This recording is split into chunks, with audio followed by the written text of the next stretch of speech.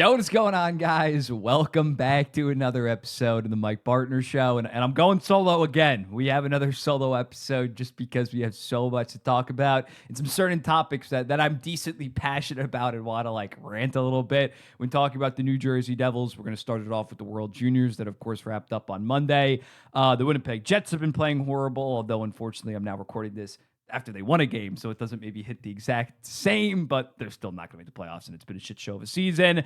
The New York Rangers, tragically, their season looks like it's over. They lost Shesterkin, they lost Fox, and then we're going to talk about the two contract extensions that we saw over the last week, that being Christian Dvorak's 5x5.1, which I don't like that much, and then Alex Wennberg's 3x6. That I do like a decent amount. So that's what we're going to be ripping through. Let's not waste any time. Maybe next week I'll have a guest on. I kind of want to do revised NHL predictions for the season, at least in terms of team. I might do a different, separate, more so YouTube video on the awards. But that might be coming next week. Right now, we got some stuff to talk about, gearing up for the Olympics and all that. So let's get into it. And we're going to start with the World Juniors. I'm mainly going to talk about the players in terms of the 2026 draft, 2025 guys that impressed me or didn't impress me in 2024. But up first, I do want to shout out, of course, Sweden finally winning gold after a 12-year drought, and before that it was a 30-year drought.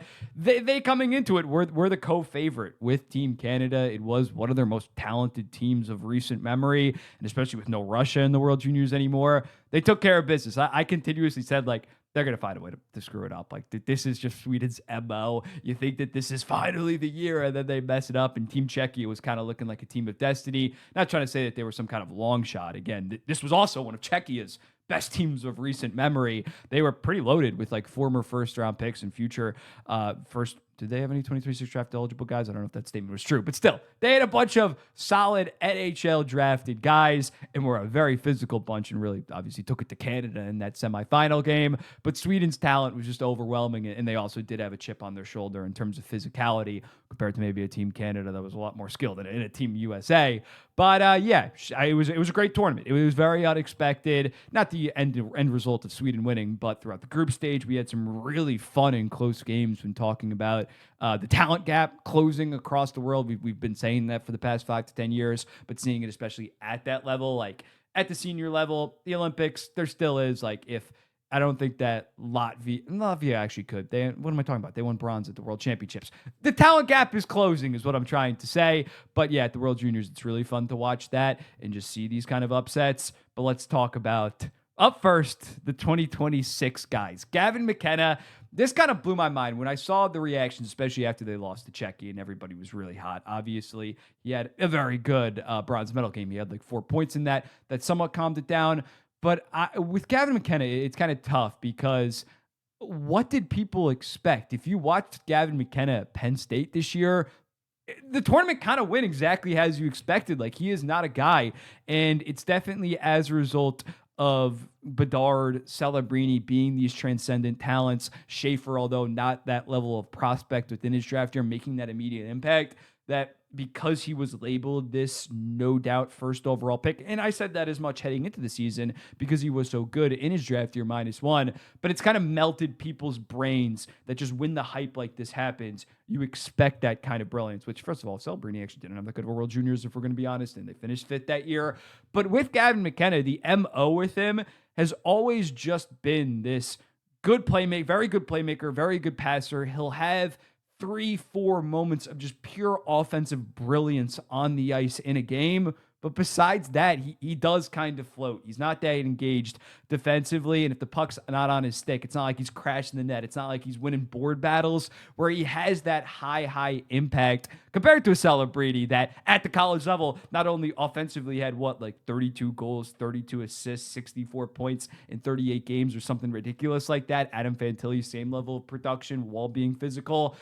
McKenna at Penn State, we saw him struggle with the level of physicality. We saw him not produce to the highest level because he is just not this guy that takes over games. Not saying he has to be. And he's literally said that his player comparison is Nikita Kucherov. Not saying he's going to be that level skill-wise, but that's the same with Nikita Kucherov. Nikita Kucherov is a guy that outside of when the puck is on his stick, you're not seeing this dominance. Now, if he becomes Nikita Kucherov in terms of skill, he's well worth the first overall pick. I'm not stupid, but if he is a slightly worse level of Nikita Kucherov, he's going to be a very valuable player, and that's maybe what he's trending right now. He can be the second best player on a Stanley Cup winning team, but he's going to need some kind of number one two-way center to kind of play with. Like, I just think that people got their expectations so high with McKenna because of what he did at the WHL level, and WHL players do translate. McDavid insane at the OHL level.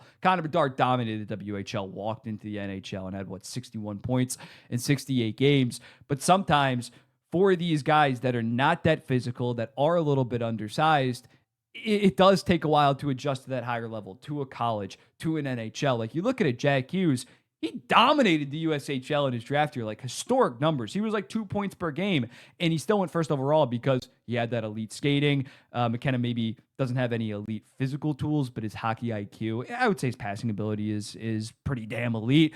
But yeah, we saw with Jack Hughes that it took him 3 years till he got to the NHL level. So the expectations with McKenna just have gotten too high. And now, in a weird way, he's been criticized too much because he never was that complete package, dominant two-way player willing to get physical. Like, this is what he has been in the OHL numbers. He dominated the OHL. He's by far the best player in WHL. I keep on mixing them up. But he was by far the best player in the WHL last year. But when you do take that jump to a more physical, to just a higher level of play, sometimes it does not translate. And although I'm not acting like I thought McKenna was, not because of individually, but also because of his teammates, I thought he was going to go for like 60 points this year just because he was going to have Serrato, Fink with Penn State. But that obviously is not translated, and those guys have not played together like solely this season for Penn State. They have kind of split them up a decent amount. But yeah, the fact, it's not the biggest shock in the world that these concerns have only grown. And even at the end of the day, he still had 14 points in 7 games at the World Juniors level. Like, this notion that he was horrible is just ridiculous. Like, yes, he took a dumb penalty in the Czechia game. Yes, he had some lowlights, but there just is what Gavin McKenna is at this point. We just need to accept that, like, if he's in the right situation, yeah, he could be a 100-point guy. He could easily be a 105-point guy, maybe a Hart contender down the line, but it is going to be a little bit more of a developmental process than a Connor Bedard, who was just tearing it up at every single level and had that truly, truly elite trait, generational trait, if we're just going to be honest, within that shot, with his shot. I almost just said chart. With his shot, that was truly generational. Connor McDavid, the skating, generational.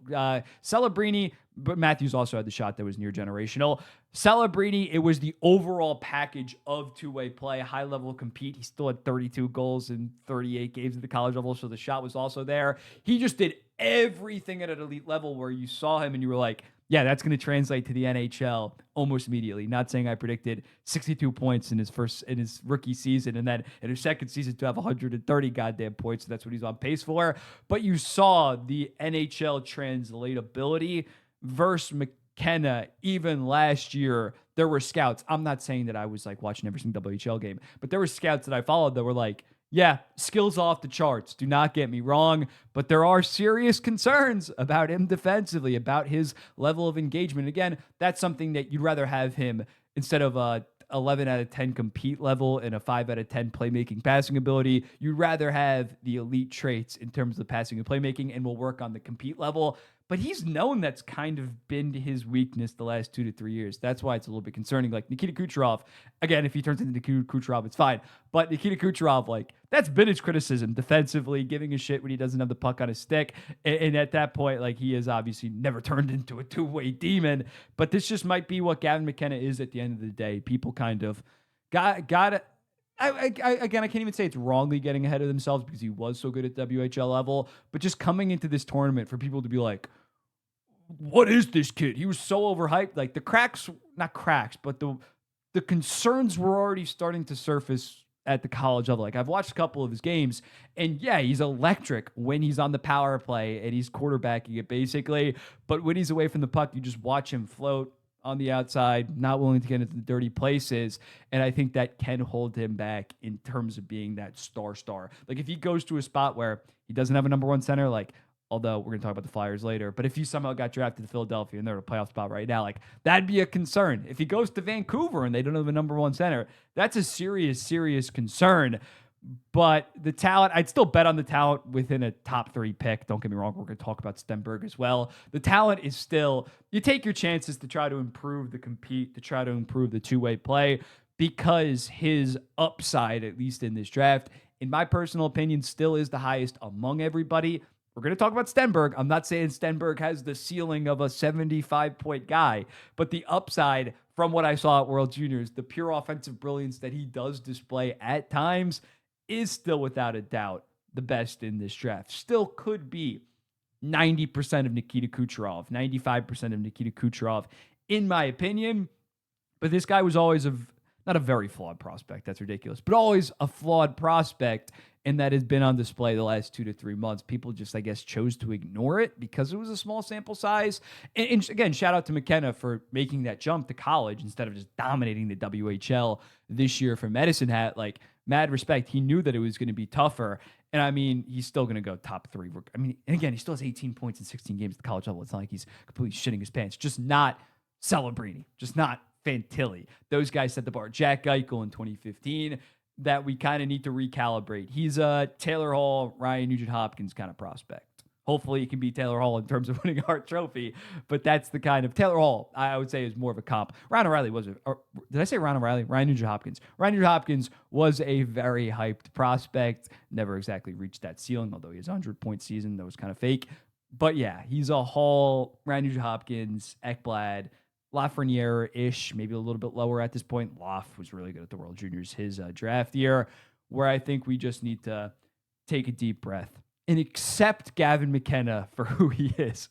Accept him for the streaky, inconsistent winger that can display pure offensive brilliance. But Stenberg, that's a guy that drives play. That's a guy that continuously is on the hunt, gets in the dirty areas. I know he only had 10 points in 7 games, but just watching him for Sweden, it was a delight. I'm going to be honest, I haven't seen like the SHL games from him, but just like highlight reels of his overall game shift by shift. And it was just more of the same. And it was definitely on a higher level because he was playing against 18, 19-year-olds instead of goddamn grown Sweden men. And yeah, his puck possession is what really impressed me. He kind of looked like, he's not the same level of skater, of course, but like Matt Barzal in a little bit. When he was just wheeling with the puck, it was the Sasha Boymedian goal where he brought it in, kind of fumbled with it, got it back down low, brought it back up, just surveying, and then found Boymedian. And that was a great shot by Boymedian. But his puck possession was really, really impressive and reminded me of Matt Barzal being able to use his bodying position to get the defender on his back, put him in a vulnerable position, put the defender in a vulnerable position. Very, very impressive. And yeah, he's also willing to get into more so of the greasy places, unlike a Gavin McKenna. And it's not even like he's 6'3", 6'4". He's also like 5'11", 6 foot. Definitely has a little bit more weight on him. And he also has, I also watched him in this tournament display a lot of creativity where I can see the high potential of him being a franchise level winger. Definitely not a Nikita Kucherov, Gavin McKenna type in terms of a floater. He could just potentially be that that rare play driving winger on a serious team at the NHL level. So he really impressed me. Obviously, when you stack the World Juniors that he had, best player on the team that kind of ran through the tournament, on top of 24 points in 25 games. Like a lot of people had not watched him play, but then you get that full sample size. And that was me to a degree. And it's like, this kid is special. And on top of that, in Swedish juniors, he had like 53 points in 27 games. He's building a case. And I think at this point, again, it might depend on, they're both left wingers, so it doesn't really matter based on position. It's really just going to come down to the general manager that is selecting. Do they want to maybe take more of a chance? Do they need that high-end offensive potential, or do they already have that true center and maybe want more of a safer guy? That might be what it comes down to for Stenberg versus McKenna. Today, I'd go with Stenberg just because I think that he offers a lot more, is a lot more dynamic and an overall more complete player. But yeah, it's definitely still a debate. Based on just this season, obviously Stenberg is having a far better draft year. But what we saw McKenna the prior year, the year before that, was so special. I'm not saying it's not impressive what Stenberg did in Swedish juniors, but it's not exactly the same. So yeah, right now, I think I had Stenberg before this tournament in terms of the prospects. I had Stenberg, Misa, who we can talk about a little bit. Misa, he only played 7 NHL games, then got hurt, then played like 2 AHL games before this tournament. I know he wasn't good, but the fact people are like giving up on him, they're not giving up on him entirely, but like moving him down their prospect rankings. I'm not going to do any of that. He definitely showed some flashes. The way it's going to be fine. He barely played, but the way that he can move the puck up the ice did impress me a decent amount. Was it within when he was within his own zone? It was a little bit shaky, but I still have Michael Misa as a top 5 prospect in hockey, probably a top 3-1 in terms of NHL affiliated guys. One guy that I did want to touch on, a Michael that was on Team Canada. Michael Hage was the real play driver for Team Canada, like alongside Gavin McKenna. He was driving the play. He was bringing the puck up the ice. I knew that he had really good hands, but his skating really impressed me. The way that defenders kind of just had to give him the blue line, let him bring it in, because if they tried to challenge him, he was just barbecue chicken out there, breaking them down, creating 2-on-1s, creating 3-on-2s. So he's a guy that obviously at the college level has been hyper productive. I think he has like 28 points in 19 games, and just seeing him on display be the best, or probably the best player in this tournament. Like I'd say that he was better than Stenberg, if I'm going to be honest. And the Montreal Canadiens, like, clip this. They just have an embarrassment of riches, if I'm going to be honest. I'll never tweet this out and give their Twitter sphere that. But on this podcast, I trust you guys not to clip this. They're fucking loaded. Like, Hage looking like he can easily be a second line center. Yeah, and then they got Zorovsky, is going to set like the U19 Russia KHL points record. Bryce Pickford, I'm not sure how sustainable he is in terms of a defenseman defensively, but offensively he has like 56 points in 32 WHL games. Like, holy shit, man. They're guys at the NHL level. Hudson's been unreal the last 20 games. Slavkovsky's really turned it on. Demidov, 39 points, playing like 15 minutes a night. It's ridiculous. Like, and of course, another guy we're talking about, Cole Eiserman, was picked a spot before Michael Hage, which I still think Cole Eiserman has a high ceiling and could potentially reach it, but I definitely would want Michael Hage at this point. Another Canadian I wanted to touch on before we get a kick, Sean Aitchison. Zane Parekh, I've been hyping this guy up for years. He was my number 4 prospect this past summer. Of course, the big 3 being Demidov, Schaefer, and Misa. This guy's just an offensive gamer. You can still have concerns about him defensively at the NHL level, but I think we can agree that he is just such a special, dynamic offensive talent. The way that he's able to patrol the blue line with the puck on his stick, find shooting lanes. His release is absolutely gross. It was, I think, against Czechia, he had one shot where, like, the way that he was able to move the puck and create that shooting lane was just so impressive. Like, I've been screaming this guy's praises. I was not panicking when Calgary was fumbling him at the start of the season. Even Calgary hopefully won't F up. I could just say fuck up his development. And hopefully they trade Rasmus Sanderson sooner rather than later. Yes, there are some defensive concerns with Zane Parekh. I'm not trying to skirt around that, but I just think with the offensive talent, I'm a guy that bets on the offensive tools, which we'll talk about it later in this video. It has backfired before. Luke Hughes, I'm looking at you. But the offensive talent is that special. And I think with his skating level, I think that he's going to be able to make it work somewhat at the defensive level, and even defensively. Like, it was Cam Reed that was kind of selling him short, not really Zane Parekh, especially in that first Czechia game. He's an absolute gamer. Sean Aitchison, I tweeted it out. He's going to be a project. There's really no skirting about that. Similarly to a Luke Hughes, I love the tools physically. I love his physicality, the strength, the shot.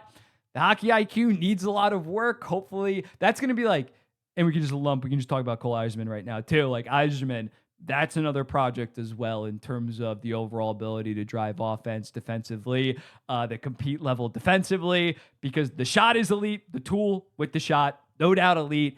How can Darsh develop that? Can we get them to the AHL, which has been just a barren wasteland the last couple of years in terms of development? Like, if he can't develop Aitchison and Eiserman, that's going to be very telling on Darsh, how that development goes, because those guys, again, decently high ceilings, like Eiserman, if it all works out, could be giving you mid-30 goals every single year. Aitchison could be an absolute, like a Jacob Trouba circa 2019, 2020, give you 35, 40 points, good defense, solid offense. Like, that's going to be very telling for my New York Islanders, how he ends up developing those guys. And Aitchison he selected, Eiserman he didn't select, but still, that's going to be very interesting. how it goes. For Team USA, I think the only guys that really are stock up are Chase Reed, Will Zellers, and Cole Hudson is honestly stock neutral because he dominated the tournament last year, is having a very good college season. Like, I'm not like, oh my God, Cole Larson's a baller. I know he's a baller. Those are really the only three guys that I think stood out for me in Team USA in a positive way. Will Zellers, he just scores goals wherever he goes. And I think especially his play driving really impressed me, and playmaking ability, not just that shot. Chase Reed, for a 6'2", 6'3" right-handed defenseman, I think he had 4 points in 5 games. Like, his stock rising, looking like a likely top 10 pick at this point. He definitely showed up and impressed me with just a solid two-way level of play. Like last year, Logan Hensler was on the team. Didn't really move me at all. And Logan Hensler this year was on the team. But yeah, in his draft year, Chase Reed, definitely a stock up. In terms of other guys across the tournament, Adam Juracek is a guy that really popped for me, that previously he's just been so injured that I haven't really had him that high in the draft rankings. But I'm like, you gotta show me like a 50-game season. Like, he got hurt in his draft year, got hurt his first year in the OHL. Oh my God, this guy was good in this tournament from the blue line. Very impressive. And then Galvis, the Czechian guy that's in his draft year +2, he just probably earned himself getting drafted in like the late second, early third round because he was arguably the best defenseman in this tournament. And lastly, Alphonse Frey, I want to show some love to. I was very high on him in his 2024 draft, and he was very good. He was arguably Sweden's #1 defenseman and really ran with it. Very good offensive talent. So yeah, that's kind of my World Juniors recap. Shout out Czechia. Shout out Sweden. And the Islanders have some work to do in terms of developing. Now let's skirt it over to the NHL. The New Jersey Devils, they have lost their last 3 games by a combined score of 16-2. All to Metro Division teams, the Carolina Hurricanes, my New York Islanders, 9-0. And then the Pittsburgh Penguins, a big game against Pittsburgh in terms of the standings. And I think that New York Islanders game was a really good encapsulation of what the New Jersey Devils have kind of turned into, because of course people posted the deserve to win-o-meter, which I like Money Puck a lot. I use Money Puck a lot when it comes to my videos, but I think that just like encapsulates their season, considering they had 45 shots in that game. The Islanders only had 23. Like, they almost doubled up, but Sorokin was able to stop them. Markstrom absolutely shit his pants. Luke Hughes played horrible. And when looking at the New Jersey Devils, when diving into the Money Puck stats on the season, they rank 4th in the NHL in terms of low danger chances. I almost said high danger chances. 4th in terms of low danger chances, 17th in terms of medium danger chances, and 20th in terms of high danger chances. So yes, the Corsi looks nice. Like, oh, they're winning the shots battles, but the quality of shots, they're getting quantity, they're not getting quality, is basically what I'm trying to say. And when looking at them this season, like, they are generating a solid 2.35 expected goals per game, which ranks about middle of the pack, but they only are at 1.86 per game, which is dead last in the NHL, more than 0.1 less than the New York Rangers. So they're not generating quality. They don't have the snipers to actually capitalize on any of these generated chances. They can't score from the outside. So when you have guys like, I tweeted it out, Heischer and Bratt, only on pace for 60 points, only on pace for 20 goals. I know everybody wants to, the whipping boy right now is Luke Hughes and Doug Hamilton. We'll get to them, but those guys aren't playing to what they're capable of. Bratt only has 9 goals. Heischer only has 12 goals. It starts at the top. Obviously, losing Jack Hughes for an extended period of time hurt the offense. But at this point, Timo Meier's his own problem. He's just a 25-ish goal, 30 assist, 55-point forward, making $8.8 million. I'm probably going to do an overall video on the New Jersey Devils, how they've kind of collapsed since 2023. But yeah, right now, they've gotten slower. They've gotten less skilled. Guys, they brought in guys like Connor Brown, who's a good bottom sixer. But again, when you're relying on him to play a serious third-line role and relying on him to provide offense, that's just not going to happen. Paul Cotter has come down a little bit. Stefan Nazin, who's now just got announced that he's out for a couple of weeks, he's not shooting 14% anymore. He scored 22 goals last year. It was a fluky year. New Jersey Devils fans tried to tell you it wasn't a fluke. He now has 9 points this season, as well as guys like Palat, who's just god-awful, Glenn Denning. So their top 2 dogs that have been healthy are not producing to the level that you expect offensively. Jack Hughes has been dealing with injuries. Gritsuk's a good playmaker. He's not exactly some kind of dominant goal scorer. So this goal scoring ability from this team is a serious concern. This used to be one of the most fun offensive teams in the NHL. In 2023, they were like top 5 in terms of 5-on-5 goals. And now in the pursuit of getting more physical to match up against like a Carolina Hurricanes, to match up against like a Florida Panthers, they've lost a lot of their goal scoring, and they're not even going to have the opportunity in the playoffs to play a Carolina Hurricanes, to play a Florida Panthers. So that's my take kind of on the forward core right now. They've gone against what made them good in 2023, and now with the injuries on top of that, it's really been unfortunate.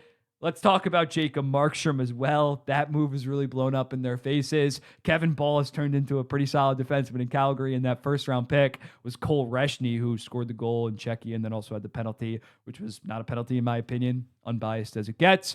But yeah, Markstrom, like Linus Ullmark this year, and I'm not talking about those rumors on this podcast, the Ullmark fall off, you can't really blame on Steve Staios. Like that was kind of out of nowhere. He was as consistent as it got in prior seasons. You can't be shocked when the guy that the season before you traded for him had an 892, and even the season that you traded for him, he had a 905. I know his analytics were pretty good that season, but like this guy had been consistently one of the most inconsistent goalies in the NHL. I look back on it. I gave the Calgary Flames an A for this, or an A minus, and I gave the Devils a B. People were losing their minds in the comments, like Markstrom's a top 10 goalie. And I said in that post, in that trade grade post, like this guy's as inconsistent as it gets. And now he's 34 years old. Right now, he's about to be 36, or he's about to be 37 years old. Like, you can't be shocked by this, that he's being so bad, and now he's playing among the likes of the worst starting goalies in the entire NHL. Bennington and Ullmark are the only other guys that have a minus 10 goal save to have expected in the entire NHL. It's just like the consequences of your own actions, bringing in the most inconsistent guy that is only aging. And yet Fitzgerald, for some reason, gave him a 2x6 on October 31st.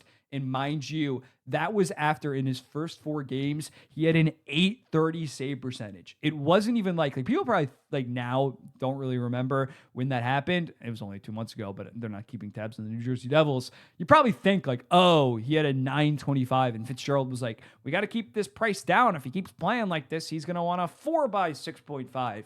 He was playing like shit. And Fitzgerald was like, here's a 2x6. Would you accept this, please? Would you please accept this? Like, oh, before it gets out of hand. Like, that was crazy in terms of Fitzgerald doing that. And again, I'm going to roast him in a future video. Now, the good thing about their goaltending situation is Jake Allen is still playing really good. Last year, he had a .906 save percentage and like 18 goals saved to have expected. And this year, he has a .909 and 5.4 goals saved to have expected. So they're not entirely cooked. They just need to stop playing Jacob Markstrom as much as they do, which should be obvious because even at the back half of last year, he was the far better goaltender because Markstrom even last year only had like a 900 and was like about equal in terms of goals saved to have expected. So yeah, like this is a disastrous contract. His play has been so detrimental to his team. I don't know if I said it, but he has an 878 and 3.54 goals against. I dug up this stat. He has stopped 2 or less goals only 5 out of his 21 starts. So, like, I guess a quality start is what nowadays, like 3 goals allowed, but like a good start. He's only had a good start in 5 out of his 21 starts. That is just absolutely brutal. And you just got to play Jake Allen like a 3-to-1 ratio right now. Going forward for the rest of the season, they do have Yegorov in the system, but I think he's actually struggling a decent amount at Boston University this year and is still only, 20 years old. So the goaltending is a mess. And Luke Hughes is also a pretty big mess. And I'm going to be honest, a lot of people came to his defense about the booing. While I personally probably wouldn't have joined in the booing, I 100% understand where they're coming from, and I think that it's pretty valid. When you watch that Carolina Hurricanes game, they lost 3-1, and 2 of the goals were like solely on Luke Hughes. One time, it went off Markstrom. He tried to clear the puck to the back. He hit it right in. Like there was literally like this big. It wasn't even like an empty net and just flubbed. Like it was almost like he had to be trying. I'm not saying that he was trying, but like there was that much precision where like it was impressively bad. And then the second one was he got the puck passed back to him and somehow ended up back to him. His first touch on the puck was so bad, it put it on a direction where he was heading right towards the goal. defender eventually gets a stick on it. Goalie's in a horrible spot because of Luke Hughes, and they ended up scoring. So they basically single-handedly lost that game, or at least did not get a point out of that game because of Luke Hughes. So I think that there was valid there, and he's just been horrible overall in the season. Out of the 121 defensemen with at least 600 5-on-5 minutes, so basically like 20 minutes a night, he ranks 15th worst in terms of goals against per 60. Like, it has just been a disaster, and he's not even giving you offense. That's the other thing. Like, you could live with, there's plenty of defensemen in the NHL. Bad offense, good offense, bad defense, plenty of guys like that. They give you 60 points. They give you bottom 10% defense, but they help your power play be good, and you can live with it. You can pay them $8 to $9 million. He only has 22 points in 44 games right now. He's on pace for half a point per game, which I believe definitely in his first season, he had 47 points. I think even in his sophomore year, he was above that number, and he's also playing more this year. That's the other thing. He's playing 23 minutes a night and has just not been able to produce at all, and has been a total liability defensively. Like, he's very Evan Bouchardian in a way. Like, his mistakes are so costly and are so mind-numbing that I can't blame New Jersey Devils fans for getting so upset about it. I think with this booing, it's just a culmination. I tweeted out, it's a culmination of everything that has been bubbling with this fan base since 2023. Because after the 2023 season, when they had 112 points, made it to the second round of the playoffs, you would not be ridiculous for saying that it is more likely that the Jack Hughes New Jersey Devils win 2 Stanley Cups than 0 Stanley Cups. Like, that's how much hype they had. That's how good things were looking. Like, they still had, even after 2023, they had a full season that Luke Hughes signed that spring. Nemitz was looking very good at the AHL level. They looked like a future potential dynasty. And since then, everything has gone wrong. So many things have gone wrong.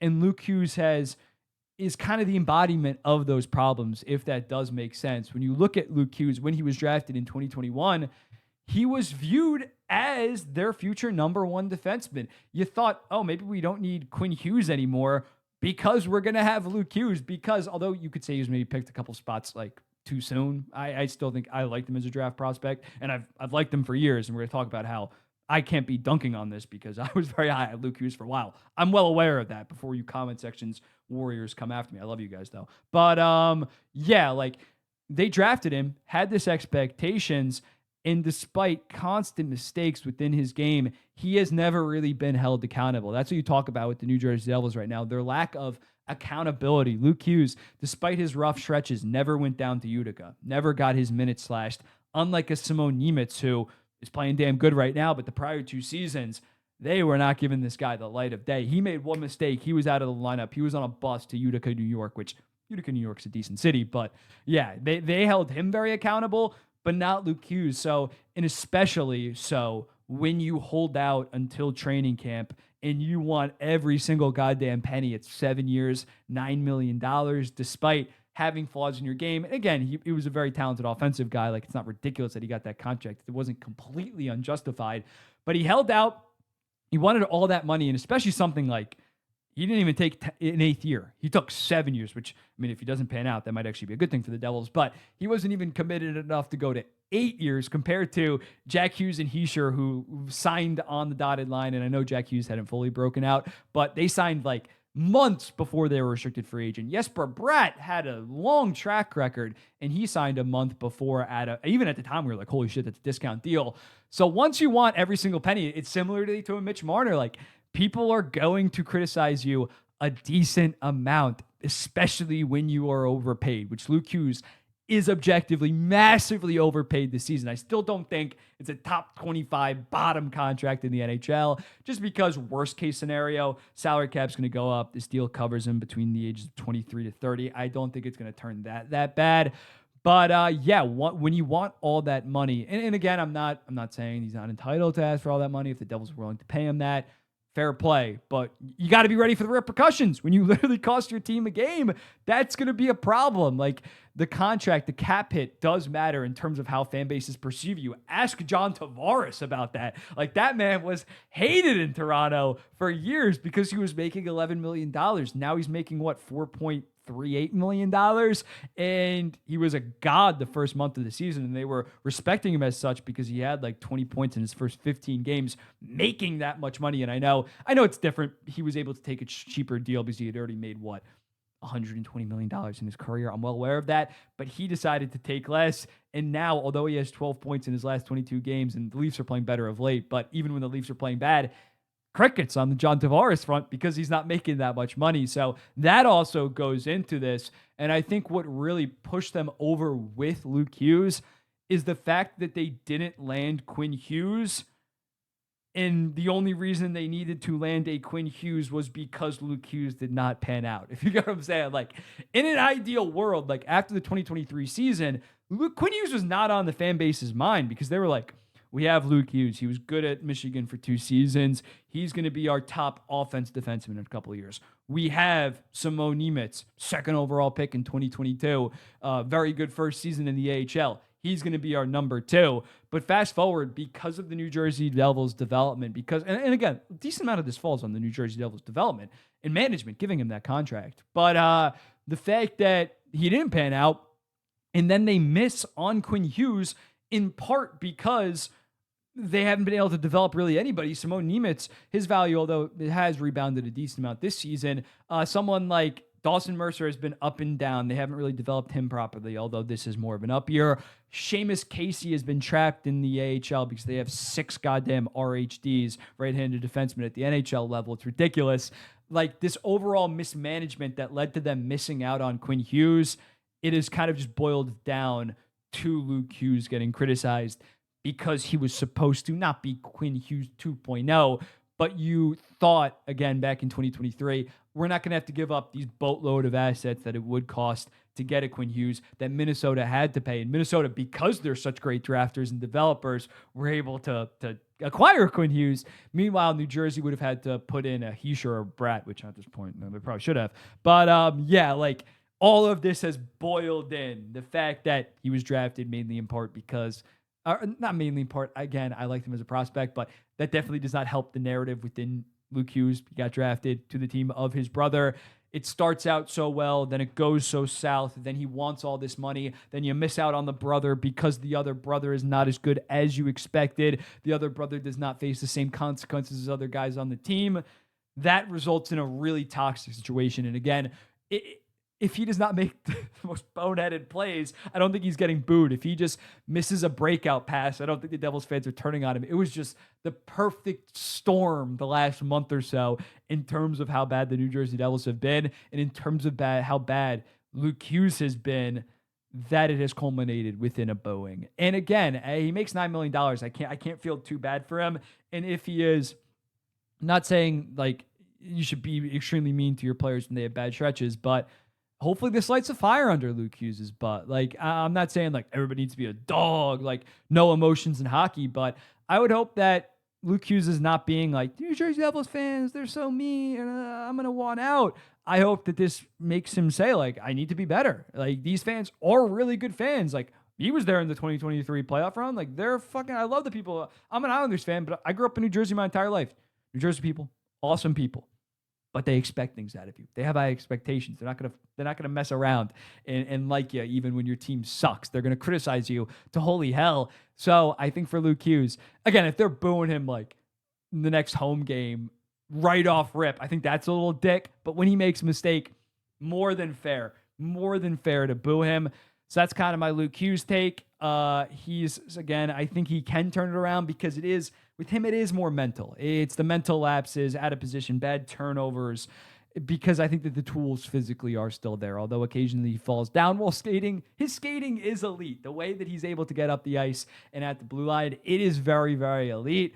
But something just needs to click mentally. Unfortunately, he needs to become a student of the game or something like that, or just rethink the way that he is approaching the game right now, because I think it can end up working out. I'm not ready to give up on Luke Hughes. It's definitely a sizable stock down right now, but we've seen enough flashes where if he can be more consistent, he can end up working it out. But last thing on the New Jersey Devils, he's not the only $9 million defenseman that's playing like shit. Dougie Hamilton has been arguably even worse. He has 10 points in 40 games. He probably should have been on my top 25 worst contracts, because he has 3 years left at $9 million.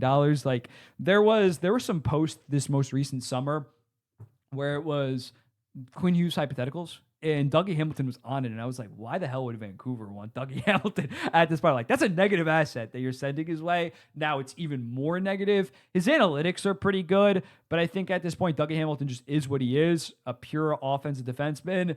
And if he's not playing your top power play, I think Luke Hughes has been playing mainly the top power play, he becomes not that useful. Like, he was worth it 2 to 3 years ago when we talked about those all offense, no defense kind of guys. 2023, he had like 73 points. But even the last 2 or 3 years, like he used to be a very, very good offense defenseman. But similarly to Morgan Riley, the defensive lapses have become so bad. The offensive production is not quite where you can like ignore it. So he's another guy that this summer they definitely need to move off of because they have such a goddamn logjam at right-handed defenseman. That's the other thing. Like Nemitz, Casey can't play that much because you're paying Dougie Hamilton that much, because you're paying Brett Pesce that much. You got Jonathan Kovacevic as well. Like they have so many goddamn right-handed defensemen, and they painted themselves into a corner. But yeah, this season it's still not over for the New Jersey Devils. Like I'm looking at it right now. They're 4 points back. Actually, they do have Buffalo does have 2 games in hand on them. It's looking unlikely, but as long as they roll out Jake Allen as their starter, they can stay healthy, God willing, with Jack Hughes. And think of this more of as a developmental year for Luke Hughes instead of throwing him out there to be your number one defenseman. They can maybe turn it around and get somewhat within the playoffs. I'm going to make a full YouTube video going over like how it got this bad to this season, but that's kind of just my thoughts on them this year. Let's move on. Winnipeg Jets, another team that I'm probably going to make a full YouTube video essay on. But let's talk about them right now. They broke the 11-game losing streak finally. Actually, they got some depth scoring within that game. But their story of the season, in my opinion, has obviously been the depth scoring. The first line, Scheifele, Connor, whoever they have up there, Velarde, they've thrown Iafallo up there, have been awesome. But basically everything else besides that has been brutal. Here's their top 5 scorers. Kyle Connor, 52 points. Mark Scheifele, 52 points. Velarde, 39 points. Morrissey, 34 points. Guess how many points number 5 Nino Niederreiter has in 42 games? 16. I just did, for those listening on audio, I just did a 1-6. Actually, I had it backwards. Moving on. But yeah, 16 points in 42 games is their 5th leading scorer. Now, granted, Cole Perfetti has been hurt, but even Cole Perfetti has 11 points in 29 games. Like, it has been disastrous. Jonathan Toews, 14 points in 43 games. Iafallo, 15 points in 43 games. Gustav Nyquist still does not have a goal this year. 8 points. All of them being assists. It has been a god. Nemestikov, 9 points. 42 games. Like it is absolutely dried up, and the advanced stats back that up. It's not even some kind of fluky, the top 9 just can't get a bounce their way. Connor and Scheifele, when they're on the ice, this is from Natural Stat Trick. I pulled this up. They have a 2.84 expected goals per 60 at 5-on-5. Just at 5-on-5, which would rank them as the 3rd best. If that was just the overall Winnipeg Jets team, that would rank them as the 3rd best in the NHL. Awesome. Lovely. When they are off the ice at 5-on-5, that goes down to 2.15, which would rank them 2nd worst in the entire NHL, only behind the Seattle Kraken. So, although you obviously expect some kind of drop-off compared to your 2 best players versus the rest of those guys, that drop-off is so goddamn stark, and that is what is holding back this team right now. I understand that they're a great duo. They're going to cook. They're going to get their 40 goals, 50 assists, 90 points with ease in their sleep. But right now, it's just not a winning strategy. And when looking at it, like, this season is gone. If we're just going to be honest, I know it's a bold take. This season is gone. So if I was Arniel, if I was Cheveldayoff, why not split them up at this point to at least maybe have the momentum, the narrative this summer that if you split them up and it goes well, you can at least have something that you can point to in 2026, 2027. When looking at them, in terms of making the playoffs, they need 53 points in their final 40 games to even get to 88 points. So the season's over, but you need to try things. If the season is going to be over, and I don't think that they're going to sell that drastically at the deadline outside of, I'm blanking on his name, not Braden Shen, Luke Shen, which there was a funny quote that came out that, like, he's upset about his ice time. He wants to be on a contender. And, like, of course, Jets fans, rightfully so, are saying, You are part of the reason why we are so bad right now. You are maybe the worst player on our team. Like, what contender? Some dumb contender will take him. Who am I kidding? They're going to see the hits number and be like, oh, you can play 12 minutes a night on our team. But yeah, like, what are you doing not splitting them up at this point? There's other problems with this team. I'm not trying to like, that's just want to hone on. If you do not believe, you just gave Kyle Connor an 8 by 12. That should be, I don't care that he's a winger. That should be a guy that can drive his own goddamn line. Mark Scheifele, if Jets fans and Jets management, I don't know if they've actually said anything on it, but I'm sure they think Mark Scheifele's a huge snub on Team Canada in their opinion. How can he not drive his own line? And again, Mark Scheifele or Connor, you're going to put Velarde. At least one of them will have a good player on their line as well as Perfetti. So like, they won't be completely alone. Don't get me wrong; they're not going to have the best line mates, but what is it? The definition of insanity is doing the same thing over and over again, expecting a different result. Like, you got to split them up. The season is gone. I understood a month ago when they maybe still had somewhat of a chance, but at this point, just try things. Experimental season for this kind of retool. And the fact, I got to shout out Alyssa Hood, Connor Hrabchek, Winnipeg Sports Talk. Great show. Those are some of my favorite people in the media space. Connor absolutely flamed them by saying, like, what does it show? What are you telling the rest of the league about Braden Yeager and about Brad Lambert if they can't even crack the fucking bottom 9 of this bad of a bottom 9? Like, they talk about this drafting and developing. How are you not giving these guys opportunities? And I know that they're not killing it at the AHL level. Nobody is really in terms of offensively on the Manitoba Moose right now. But how are these guys not cracking the lineup over Gustav Nyquist that has 8 assists, 0 points in 31 games? How are they not cracking the lineup over? You're not going to bench Jonathan Toews, but like, he's been so bad. Tanner Pearson has gotten minutes. It's like, it's ridiculous that they're not even they're still trying to like win now with this current team while they're so far out of a playoff spot. It is just maddening, the process that Cheveldayoff is doing right now. I understand that with Winnipeg, you can't just, it's not an original 6 franchise. You can't just, okay, nuke it. We'll compete in 5 years. We can do a proper rebuild. It's really tough because if you fail at a rebuild in Winnipeg, they won't be the Winnipeg. When they might finally be good, you'll be like the Arizona Coyotes. Like, you go through this rebuild, and now although Utah isn't exactly killing it, like some other city might see your good days when you guys finally move. So I understand from that perspective, but the fact that they're not even moving in this direction of getting younger, of at least giving guys opportunities, it is nutty. And again, Cheveldayoff, just for the last 12 months for the most part, has been god-awful. I'll maybe make a YouTube video on that. But it's just really disappointing because I at times get labeled the Winnipeg Jets hater. I went to Winnipeg for that Game 5. Was it Game 5? Yeah, they were down 3. No. Yeah, it was Game 5. It was awesome. I love Winnipeg. Like, I hope that they're good. But what Cheveldayoff has done the last 12 months has really set back this franchise going the route of big, physical, and extending. And I'm not even going to act like, oh, they should have re-signed Ehlers. They wanted to re-sign Ehlers. Like, he ended up just wanting to leave Winnipeg. Fair play.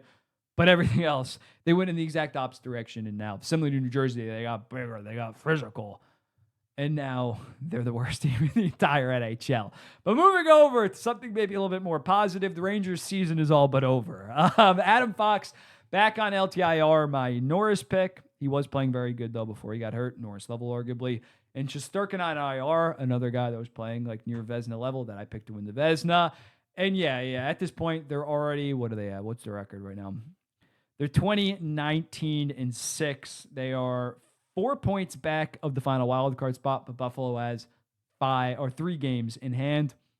It's over. It's entirely over. And shouting out another TikToker for a point that they made. Kirby Talks Rangers, actually a newer guy on TikTok. I really like his content. He's very honest about the Rangers, and especially now, he's mainly just been dumping on the Rangers. So my kind of content, brother. Keep it up.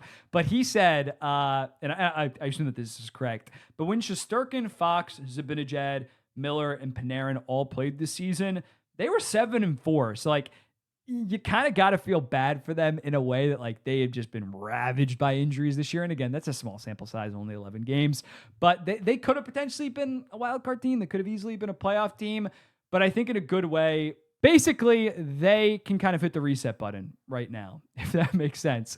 In terms of moving off guys, they should trade Artemi Panarin. Will they do that? I don't know. That's really going to tell you everything you need to know about Dolan at the top, about Drury as a general manager. If they trade Panarin and just fully commit to stinking this year and end up with an Ivar Stenberg, end up with a McKenna, a Keaton Verhoff, a Tynan Lawrence, they might have a decent looking future, because if they trade Panarin, they're getting a first, they're getting a good prospect, they're getting at least the Brock Nelson package. I think we can agree. Actually, that contract's going to be a little bit tough to fit, though, at 11.6. I don't think you can do the double retention anymore. So that kind of would be a pain. But they're going to get a decent amount for Artemi Panarin. They could maybe move off some of the older guys as well. They can maybe move off like a Braden Schneider. I know that he's not that old. And kind of look to the future. They already have another first-round pick this year, although similar to my New York Islanders. It's kind of a worthless, it's basically a second-round pick because it's either Carolina or Dallas's pick. But they could realistically have 3 first-round picks in this draft, have a true superstar, potential superstar. It's the New York Rangers, so they might fumble it, but a serious talent coming in and actually have a future to look forward to, compared to after they traded that Miller pick and then they missed the playoffs. They were looking absolutely dire. So even best case scenario for this team this year, they weren't winning the Stanley Cup.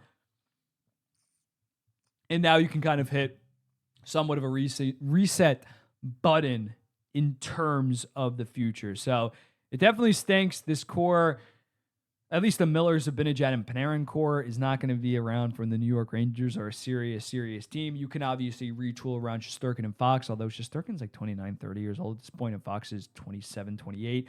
But yeah, if you can stink for this season, maybe stink for another season, and then have that next crop, that could maybe be something. I think Shesterkin and Fox are going to be elite star-level guys into their early to mid-30s, so I'm not too concerned. It's just all about developing guys like Perreault, guys getting Lafreniere back on track, getting Cooley back on track at this point, and thinking to the future. But again, this team has been god-awful at drafting and developing, so I don't what future are we talking about? And then we're going to finish it off with Christian Dvorak and Wennberg. I'm going to start positive. I'm going to start with the Wennberg 3x6. He's actually been killing it this year. He has 30 points in 43 games while playing a whopping 20 minutes and 36 seconds. Last year, he had 35 points, solid second, third line center. This year, he's been playing a pretty sizable role, and he is still very good defensively. I dug up these stats. He's only allowing when he's on the ice, the Sharks are allowing 2.22 expected goals per 60 against. When he's off the ice, the team as a whole, just the team as a whole, I wasn't able to, I forgot how to like extrapolate the on and off with just him. But when he's on the ice, it's 2.22. The team as a whole is 2.65. So when he's off the ice, it's probably closer to like 2.95. He is still very, very good defensively. And with this deal, although $6 million, it maybe does like shock you a little bit for a guy that's 31, 32 years old, that is more so of a defensive guy. But at the end of the day, it doesn't really matter for the San Jose Sharks. Like, he and Eklund are the only guys under contract in the 2028-2029 season. And I think the first year of this deal, if he plays like he does this year again, that's worth $6 million. A very good passer, defensive, second line center, basically a first line center. I mean, Celebration's obviously the first line center, but he's playing first line minutes.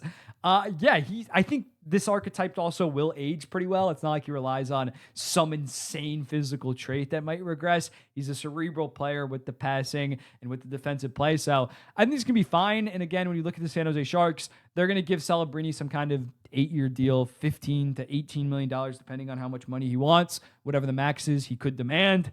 Smith's going to get some kind of, again, the Celebrini deal doesn't even kick in until 2027, 2028. Smith's going to get some kind of like 8x8, maybe even 8x9. He was so good at the start of the season. Misa and Dickinson their contracts won't even kick in until the final year of Wennberg's contract. I don't think that they're going to be like balling out, even if they make the playoffs this year. There's not going to be an unrestricted free agent that they're going to be like aggressively going after. They might trade for somebody that they can bring in. But like, the salary cap's not going to matter for the San Jose Sharks. They're past the point of blowing it up, of selling guys. I think Wallman and Granlund very much were the last guys in that kind of, we're going to trade you at the deadline. And again, they're in a playoff spot right now. They're definitely not going to be trading guys right now. But even if they were out of a playoff spot, I think Wennberg just makes sense to kind of have as this veteran presence, defensive guy that can teach the young guys a thing or two. And even if they did trade him at the deadline, like, what is the 28th overall pick going to do for the San Jose Sharks? It's a nice piece to have for a lot of teams, but like, they already have one of the best U23 cores in the entire NHL. Like, they're fine. They already have Edmonton's pick this year as well, which if they don't make the Western Conference Finals, could be like 21st overall. So they're set on picks. They're good in terms of young talent. You let Wennberg. I doubt that Wennberg is going to be on the San Jose Sharks team that eventually wins the Stanley Cup in 2033. So, but I think he's going to play a vital role in terms of the culture, in terms of the development, where I can say, hell yeah. Even with Granlund last year, and again, Granlund was a much different style of player, maybe an offensive guy. I was like, why not try to bring him back on a 3 or 4 year deal, like at 6? Now, they eventually got a first round pick for him, which is solid. But yeah, they're instead doing that with Wennberg, who I think does make more sense in terms of less regression. Maybe doesn't have the highs of a Mikael Granlund, but Wennberg's a very nice player. And I think this is smart by the San Jose Sharks. What's maybe not as smart, Dvorak's 5-year deal at $5.1 million. This is a little bit of a head scratcher. And I think Flyers fans were dunking on it the most, for the most like mad. Like, usually you see like the team fan base will defend their player, but considering Dvorak got here for like this summer recently on a 1-year deal at, was it five? It was $5.4 million. Like, they were shocked. And in fairness, Dvorak has been very good with Trevor Zegras. He has 27 points in 41 games. Zegras has 41 points in 41 games. On ice, they have outscored opponents, pulling it up 24 goals and 18 goals against. Their expected goals have been fine, about like 51% when they're together, whether it's with Tippett, whether it's with Konecny. But when looking at it, to give him 5 years on a guy that the prior 3 seasons before this year was decently injured and just not that productive. He had like 70 points in 170 games on the Montreal Canadiens. It's very, very just weird why you would immediately give this guy this kind of deal, especially on top of the fact when you already have Sean Couturier for the next 5 years at 7.75. I could see the argument if they didn't have Couturier, they need some kind of veteran guy that can play with Zegras for the next couple of years. But now you're locking up 2 high-level 3Cs, if we're going to be honest, like on an actual serious playoff team, to about $13 million for the next 5 years into their mid-30s. I just don't really like the process here, especially when you have, although I'm also not high on these guys, Jet Luchenko and Jack Nesbitt. You would have thought like 3 to 4 years from now, they'd be playing a pretty serious role. Like, they still, I like Porter Martone, I like Michkov, I like Zegras. They still don't have a future number 1 center. They still don't have a future number 1 defenseman.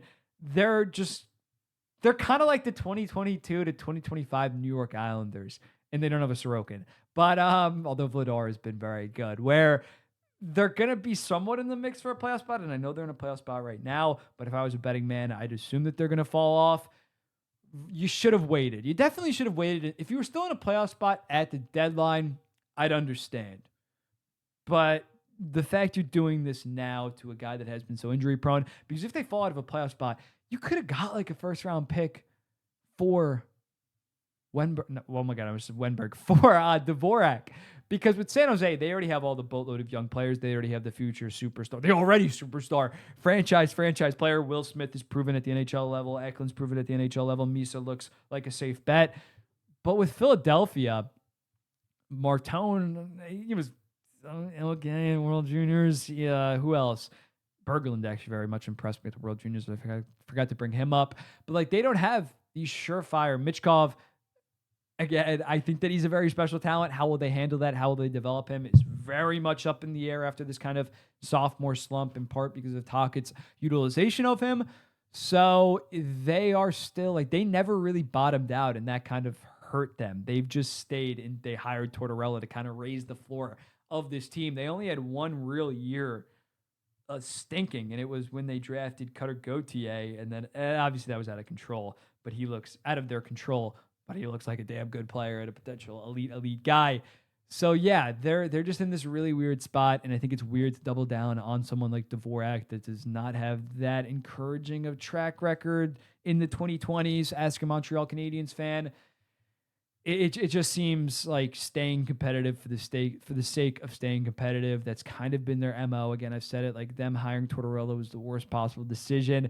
They should have stripped it down more. They should have traded Travis Konecny when his value before he ended up signing that 8-year deal at $8.75 million.